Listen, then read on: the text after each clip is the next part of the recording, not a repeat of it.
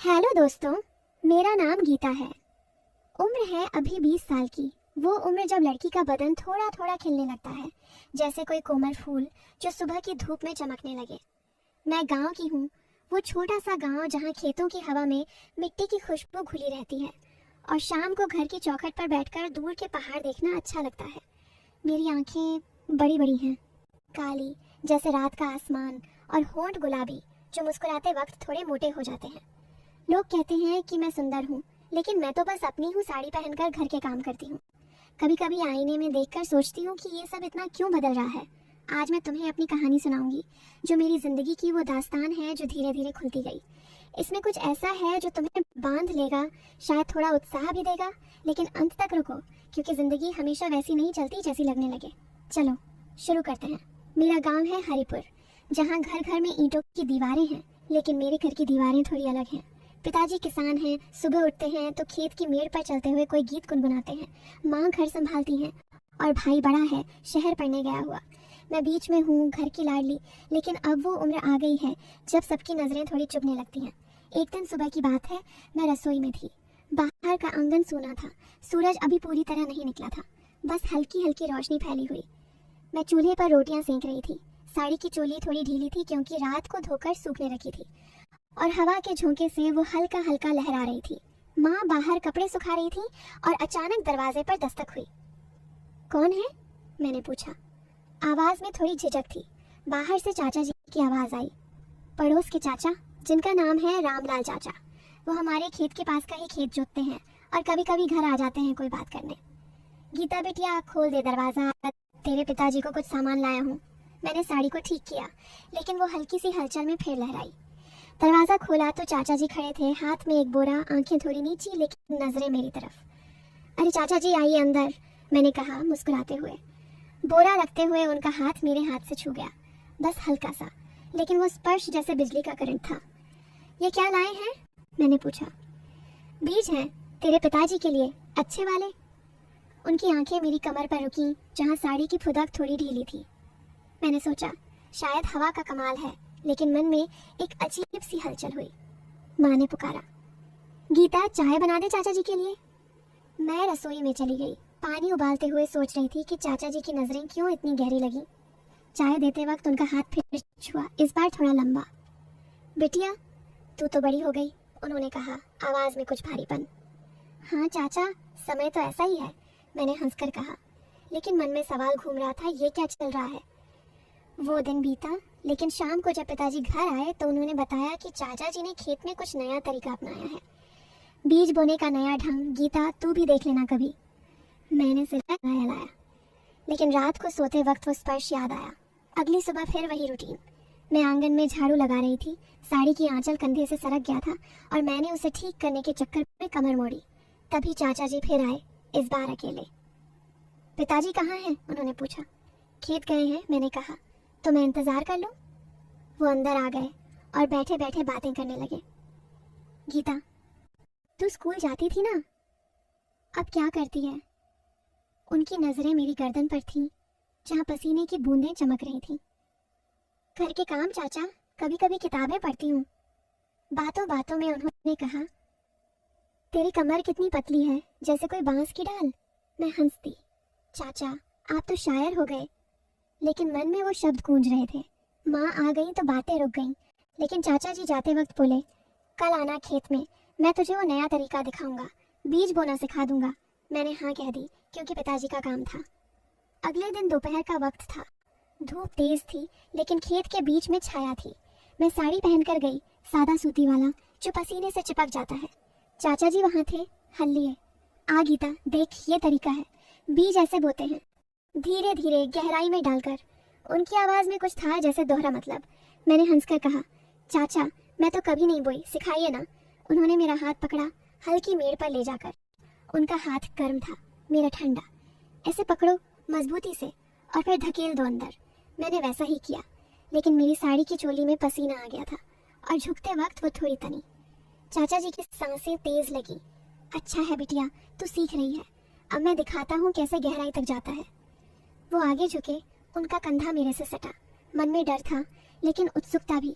क्या होगा आगे? तभी दूर से पिताजी की आवाज आई, रामलाल क्या कर रहे हो? चाचा जी पीछे हटे और बोले, बिटिया को सिखा रहा हूँ। पिताजी हंस पड़े। अच्छा है, घर की बेटी को भी काम आना चाहिए। वो दिन खत्म हुआ, लेकिन मेरे मन में सवालों का सिलसिला शुरू हो गया। रात को मैंने डायरी में लिखा, चाचा जी की नजरें, उनका स्पर्श, क्या ये सिर्फ मदद है या कुछ और? समय बीतता गया धीरे धीरे। कुछ दिनों बाद गांव में एक छोटा सा मेला लगा। नहीं, वो घिसा पिटा वाला नहीं, बल्कि हमारे मोहल्ले का अपना, जहां लोग घर के आंगन में इकट्ठा होते हैं, कोई नया बीज लाकर बांटते हैं। मैं वहां गई, साड़ी में, बाल खुले। चाचा जी वहां थे, दूसरे चाचाओं के साथ बातें हो रही थी, हंसी मजाक। अचानक उन्होंने मुझे बुलाया, गीता आना, ये देख ये नया बीज। मैं गई और उन्होंने बोरा खोला, अंदर से बीज निकालकर मेरे हाथ पर रखे। छूकर देख कितना सख्त है। उनका हाथ मेरे हाथ के ऊपर रहा थोड़ी देर। आसपास लोग थे, लेकिन वो पल जैसे अकेले का था। हाँ चाचा, अच्छा लग रहा है, मैंने कहा, लेकिन मेरी आवाज कांप गई। फिर उन्होंने कहा, इससे बो तो फसल कितनी लगी हो जाएगी, तू कल आना, मैं तुझे और सिखाऊंगा। मन में वो कल की कल्पना घूमने लगी, खेत में अकेले, वो स्पर्श, वो नजरें। क्या होगा? रात को सोते वक्त नींद नहीं आई। अगली सुबह मैं तैयार हुई, लेकिन माँ ने कहा, आज घर पर रह, तेरे चाचा साहब आ रहे हैं शहर से। चाचा साहब मतलब पिताजी के भाई, जो शहर में नौकरी करते हैं। चाचा साहब आए दोपहर को, सूट बूट में, शहर की हवा लगी हुई। गीता बिटिया कितनी बड़ी हो गई। उन्होंने गले लगाया, लेकिन उनका गला लगाना अलग था, भाई जैसा, स्नेह भरा। चाची को याद करो, मैंने कहा। वो हंसे, हाँ, तेरी चाची को तो तू भूल गई। शाम को हम सब बैठे चाय पीते।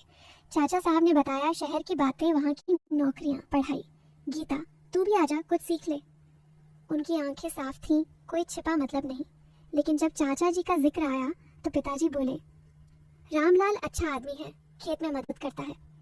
चाचा साहब ने कहा, हाँ, लेकिन बेटियों को अकेले मत भेजना। मन में कुछ क्लिक हुआ। रात को चाचा साहब के साथ बातें की। वो मेरी डायरी देख ली। क्या लिखा है? मैंने हंसकर कहा, अपने मन की बातें। उन्होंने पढ़ा और बोले, गीता, जिंदगी में स्पर्श सबके अलग होते हैं, कुछ स्नेह के, कुछ छल के, सावधान रहना। वो रात लंबी लगी, लेकिन सुबह चाचा साहब चले गए। जाते वक्त बोले, मुझे चिट्ठी लिखना, अपनी कहानी। अब चाचा जी की मुलाकातें बढ़ गईं। एक दिन खेत के पास नहर थी, पानी छोड़ने का काम। मैं पानी देखने गई, क्योंकि पिताजी ने कहा था। चाचा जी वहाँ थे, नहर के किनारे।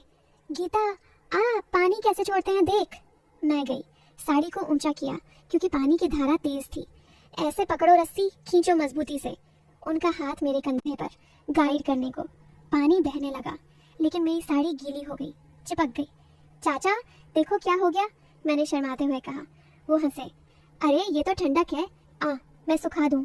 लेकिन तभी गांव का लाला जी आ गया, जो पानी बांटते हैं। रामलाल क्या कर रहे हो? चाचा जी पीछे हटे। घर लौटकर मैंने सोचा, ये सब क्या है? रात को माँ से बात की। माँ, चाचा जी अच्छे हैं ना? माँ ने कहा, हाँ बेटी, लेकिन दुनिया में सब अच्छे नहीं होते, तू अपने काम पर ध्यान दे। धीरे धीरे दिन गुजरते गए। एक शाम घर पर कोई नहीं था, पिताजी खेत में, माँ पड़ोस गई।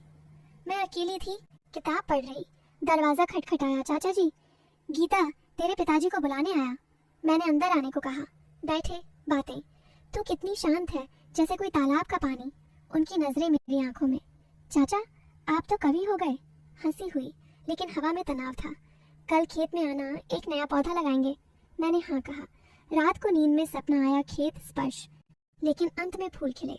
अगला दिन आया, खेत में चाचा जी इंतजार कर रहे थे। आ गीता, ये पौधा लगाते हैं, जड़ें गहरी डालनी पड़ती हैं। मैंने मिट्टी खोदी, हाथ गंदे हो गए। उनका हाथ मेरे हाथ पर, मिट्टी लगी। ऐसे दबाओ नरमी से। पौधा लग गया, लेकिन मेरी साड़ी मिट्टी से सन गई। चाचा अब क्या? वो बोले, घर चल, मैं साफ कर दूं। मन डर गया, लेकिन उत्साह भी। घर की तरफ चल पड़े, लेकिन रास्ते में भाई का दोस्त मिला, शहर से आया। गीता दीदी क्या हो रहा है? चाचा जी चले गए। भाई के दोस्त ने कहा, चाचा जी से सावधान, वो थोड़े चालाक हैं। मन में शक हुआ। समय और आगे बढ़ा। अब चाचा जी की बातें गहरी हो गईं। एक दिन घर के पीछे आम का बाग था, फल तोड़ने का मौका। मैं चढ़ी सीढ़ी पर, साड़ी लपेटी। चाचा जी नीचे पकड़ रहे थे। हाथ बढ़ाओ, मैं पकड़ लूंगा। फल गिरा, उनका हाथ मेरी टांग से छुआ। सॉरी बिटिया, लेकिन आंखों में चमक। नीचे उतरते वक्त सीढ़ी हिली, मैं गिर पड़ी उनके ऊपर। सांसें रुकी, बदन सटा। चारेसा या अचानक मैं उठी, लेकिन वो पल जैसे आग था। कुछ नहीं हुआ, उन्होंने कहा, लेकिन जाते वक्त बोले, कल फिर आना बाग में। रात को मैंने फैसला किया नहीं जाऊंगी, लेकिन जिंदगी रुकती नहीं। कुछ दिनों बाद गांव में एक समस्या आई। खेतों में कीड़े लग गए, सब परेशान। चाचा जी ने सलाह दी, एक नया दवा लाओ, मैं लगा दूं। पिताजी ने मुझे भेजा शहर की दुकान पर। वहां चाचा साहब मिले जो छुट्टी पर आए थे। गीता क्या लाई, मैंने बताया। वो बोले, चल मैं साथ चलूं। रास्ते में बातें शहर की। तू क्या करना चाहती है जिंदगी में? पढ़ना, माँ बाप का नाम रोशन करना। घर आकर दवा लगाई चाचा साहब ने। चाचा जी भी आए, लेकिन चाचा साहब की मौजूदगी में चुप रहे। धीरे धीरे चीजें बदलने लगी। मैंने किताबें ज्यादा पढ़ना शुरू किया, डायरी में लिखना। चाचा जी की मुलाकातें कम हुई क्योंकि मैं बहाने बना लेती। एक दिन पिताजी बीमार पड़े, नहीं बीमारी नहीं, बस थकान। मैंने देखभाल की। चाचा जी आए, लेकिन माँ ने रोका। बिटिया संभाल रही है। मन में राहत मिली। अब कहानी का वो मोड़ आया जो सब बदल देगा। एक रात, आधी रात को दरवाजा खटखटाया। मैं उठी, देखा चाचा जी। क्या हुआ चाचा? तेरे पिताजी को बुला, खेत में समस्या। पिताजी गए, मैं अकेली। चाचा जी अंदर आ गए। गीता तू डर मत। उनकी नजरें फिर वही। चाचा, पिताजी आ जाएंगे। लेकिन वो पास आए, हाथ बढ़ाया। बेटिया तू समझती नहीं। मन धड़का, चीखने को हुई, लेकिन तभी लाइट नहीं गई, बल्कि भाई घर आ गया शहर से अचानक। क्या हो रहा है यहाँ? चाचा जी भागे। भाई ने सब सुना, पिताजी को बताया। अगले दिन पंचायत हुई। चाचा जी ने माफी मांगी। मैंने गलती की, बस मदद करना चाहता था। लेकिन सब जान गए। गांव ने उन्हें समझाया। मैंने चुप रहना चुना। लेकिन अंत चला, चाचा जी खुद एक बीमारी से जूझ रहे थे, मन की बीमारी, जो उन्हें वैसा बनाती थी। डॉक्टर ने इलाज किया और वो बदल गए। महीनों बाद वो आए, सिर झुकाकर। गीता बेटिया माफ कर दे, मैं अब ठीक हूँ। मैंने माफ किया। और कहानी, वो बीज जो हमने बोए थे, वो फसल लहलहाई। चाचा जी अब सच्चे में मदद करते हैं, बिना किसी छल के। मैंने पढ़ाई की, शहर गई, लेकिन गांव लौटकर सोचती हूँ जिंदगी में स्पर्श स्नेह के होते हैं, छल के नहीं बातें। लेकिन अंत में सब अच्छा। अब तुम बताओ,